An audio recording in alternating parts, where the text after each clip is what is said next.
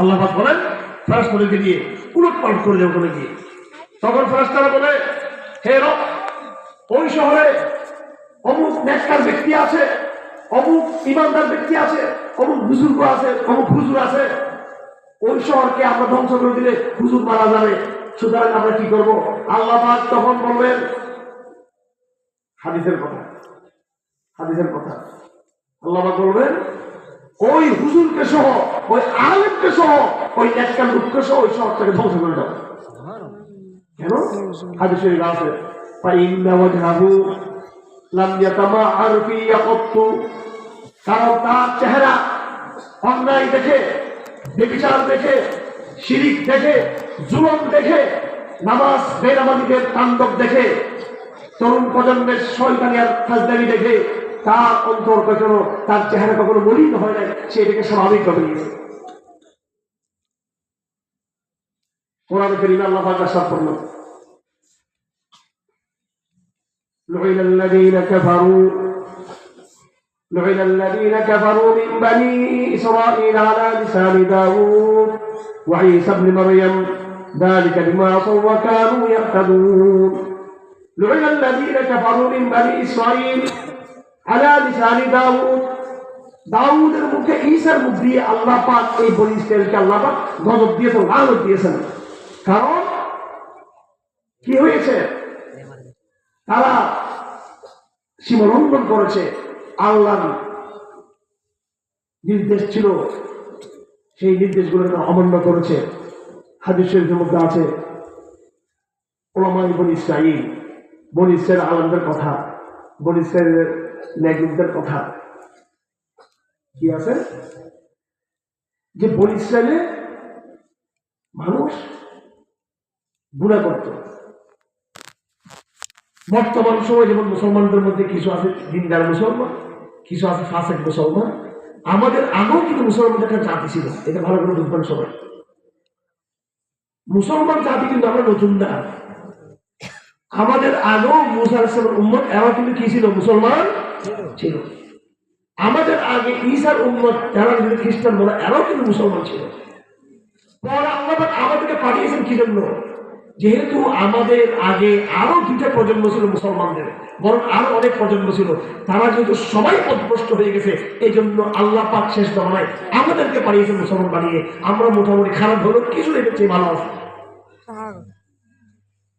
তো আল্লাহ রাসূল আমাদের সাবধান করেছেন, আমাদেরকে সাবধান, তোমাদের আগেও কিন্তু মুসলমান ছিল, তারা নষ্ট হয়েছে, তোমাদের নষ্ট হওয়ার সম্ভাবনা আছে। কিভাবে জানেন? একটা মানুষ বনি ইসরাইলের মধ্যে তবলিগ জামাত ছিল, বনি ইসরাইলের মধ্যে হুজুর ছিল আমাদের মতো, বনি ইসরাইলের মধ্যে এরকম শেখ ছিল, বনি ইসরাইলের মধ্যে এরকম ইমানদার মানুষরা ছিল আপনাদের মতো। কারণ উলামা বনি ইসরাইল, বনি ইসরাইলের আলেমরা মানুষের খারাপ কাজ দেখে মানুষকে নিষেধ করতে লাগলো, অন্যায় দেখে নিষেধ করতে লাগলো, তো মানুষ তাদের কথা শুনতে লাগলো না। একদিকে আলেমরা মানা করে, আরেকদিকে মানুষ কথা শুনতেছে না। আলেমরা এক প্রকার বলতে বলতে এখন স্বাভাবিক হয়ে গেছে, পরবর্তীতে এই হুজুররাও তাদের সাথে তাল মিলাতে লাগলো। একটা পর্যায়ে গিয়ে আলেমরা মানুষের সাথে মিক্স হয়ে গেল। আলেমরা প্রথম বললো সুদ খাইও না, মানুষ শুনতেছে না, মানুষ না শুনতে শুনতে দেখে আলেমরা তাদের সাথে সুদ খাওয়া শুরু করলো। আলেমরা বললো, ইমানদাররা বললো নেককাররা, তোমরা গান গাইও না, কিন্তু তারা কথা শুনলো না, গান গাইতে লাগলো। এই গান গাইতে দেখতে দেখতে এরাও যারা গান আগে গাইতো না, যারা ভালো মানুষ ছিল, তারাও তাদের সাথে গান গাইতে লাগলো। মানুষ নামাজ ছেড়ে দিল, বেনামাজি হয়ে গেল।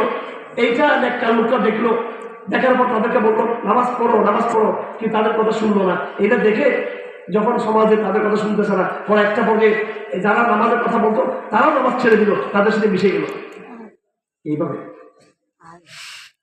এইভাবে দেখা গেল সবগুলো মিক্স হয়ে গেল।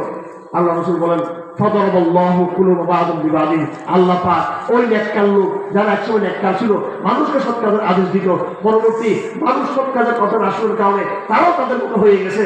অতঃপর আল্লাহ পাক তাদের সবার কলঙ্ক ধ্বংস করে দিয়েছেন, আল্লাহ পাক একাকার করে দিয়েছেন। আমার ভাইরা, আজকে আমার আলোচ্য বিষয়টা হলো ফিতনা সম্পর্কে। খুব ভালো করে বুঝতে হবে, এটা একটা ক্লাস। ফিতনা শব্দ এর আগে আমি মানবিক শব্দ বলেছি, জাস্ট ভূমিকা শুরু করেছি, যেহেতু আপনাদের পোস্টারের শিরোনামে মানবিক শব্দ আছে সেজন্য বললাম। আমার মূল আলোচ্য বিষয় হচ্ছে ফিতনা। আল্লাহ পাক বলেন ওয়াত্তাকু ফিতনাতাল্লা তুসিবান্নাল্লাযীনা যালামু মিনকুম খাসসা। ফিতনাকে ভয় করো, সাবধান, ফিতনাকে ভয় করো। ফিতনা মানে কি খুব ভালো করে বুঝতে হবে।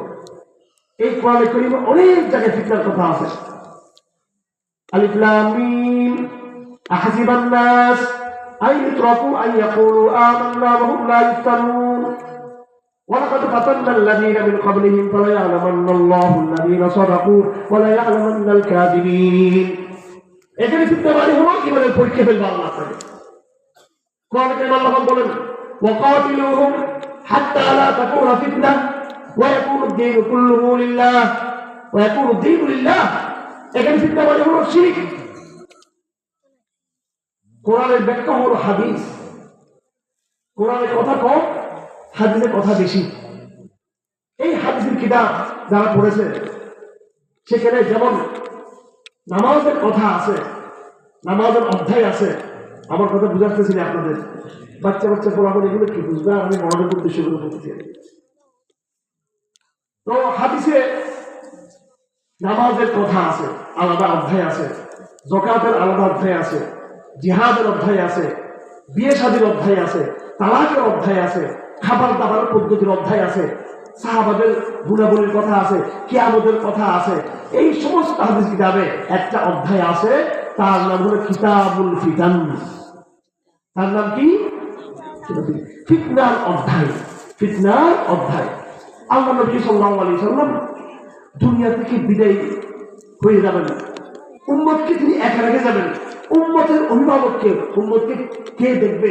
তখন আল্লাহ রাসূল কিছু কৌশল দিয়ে গেছেন, আমাদেরকে কিছু কৌশল দিয়ে গেছেন। আমার উম্মত, আমি তো চলে যাচ্ছি, তোমাদের মাথায় কেউ তো নাই, আমি তোমাদেরকে কিছু কৌশল, কিছু ভবিষ্যৎবাণী, কিছু ঘটনা, আগামী দিনে এই এই এই ঘটনা ঘটবে, তোমরা যদি আমার এই প্রেসক্রিপশন, আমার এই সলিউশন, আমার এই দিক নির্দেশনা, আমার এই ইনস্ট্রাকশন, আমার এই পরামর্শগুলো যদি তোমরা যদি ধারণ করো, তাহলে ইনশাআল্লাহ কিয়ামত পর্যন্ত আমি নবী তোমাদের মাঝে না থাকলেও কোনো সমস্যা হবে না, তোমাদেরকে কেউ কোনো ক্ষতি করতে পারবে না।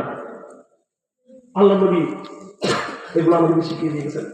যেমন ধরুন, আল্লাহ নবী চলে গেছেন আজকে থেকে 1000 বছর আগে, কিয়ামত এখনো কবে হয় ঠিক নাই, দাজ্জাল কবে আসে ঠিক নাই। আল্লাহ নবী বলেছেন যে কিয়ামত পর্যন্ত আমি আমার উম্মতের জন্য সবচেয়ে বড় ফিতনা যেটা, সেটা হলো দাজ্জালের ফিতনা।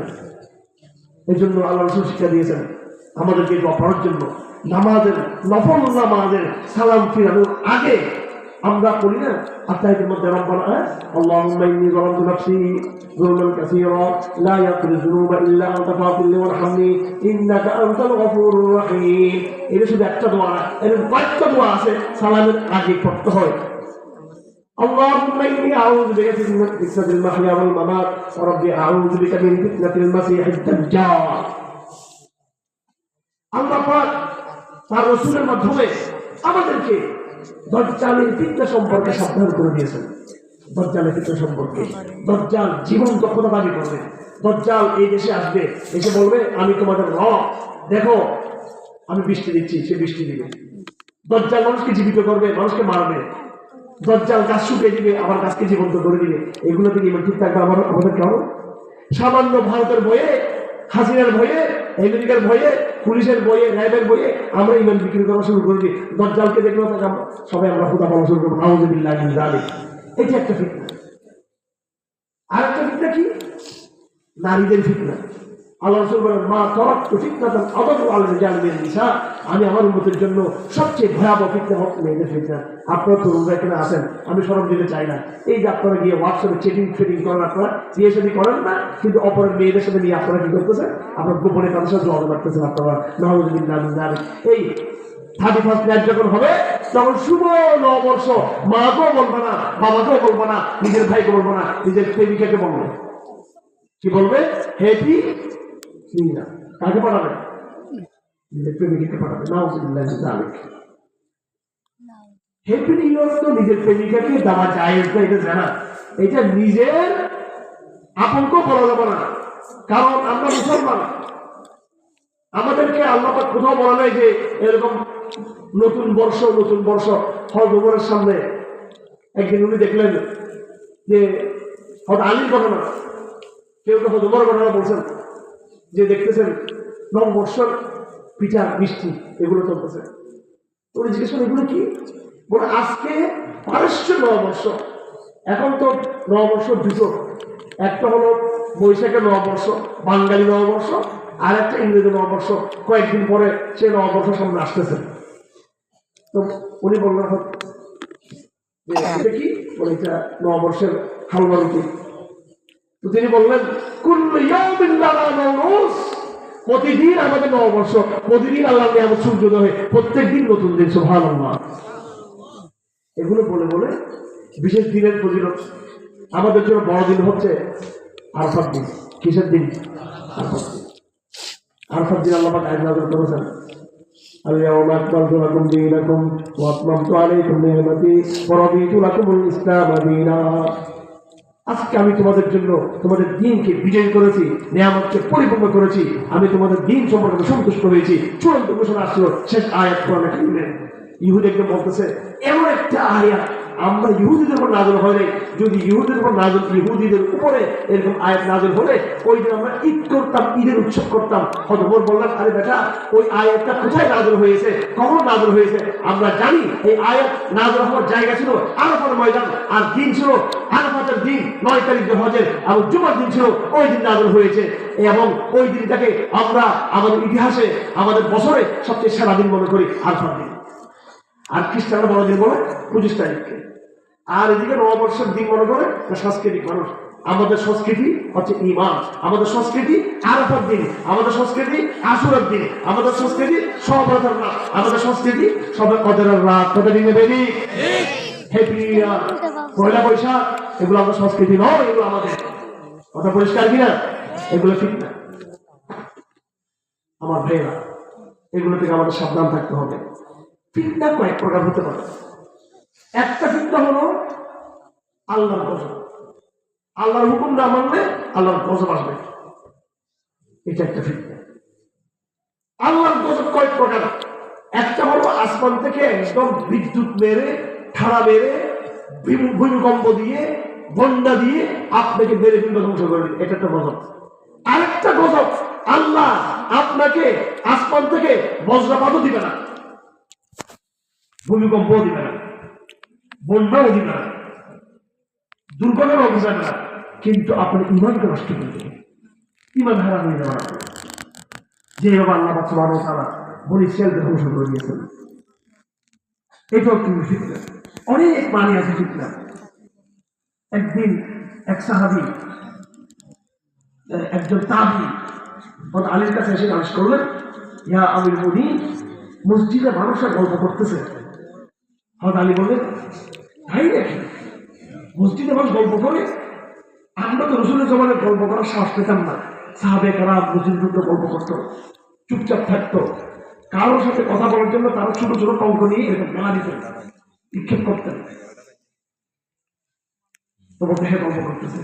আলী বললেন, সত্যি তারা এরকম করতেছে? তখন হযরত আলী বললেন, আমি রাসূলকে বলতে শুনেছি, সাতাকুনুল ফিতানু, একটা সময় একটা ফিতনা হবে মুসলমানদের মধ্যে। এখানে ফিতনা মানে হলো মুসলমানদের আমল নষ্ট হয়ে যাবে, মুসলমানদের ঈমান নষ্ট হয়ে যাবে, মুসলমানদের মধ্যে পরস্পর মারামারি শুরু হয়ে যাবে। ফিতনার কয়টা মানি? ফিতনার একটা মানি হলো আল্লাহর গজব। আল্লাহ কি বলেন? ফিতনার একটা মানি কি? আল্লাহ গজব। ফিতনার একটা মানি হলো ঈমান হারা হয়ে যাওয়া। ফিতনার এক মানি হলো নিজেদের মধ্যে মারামারি লাগা।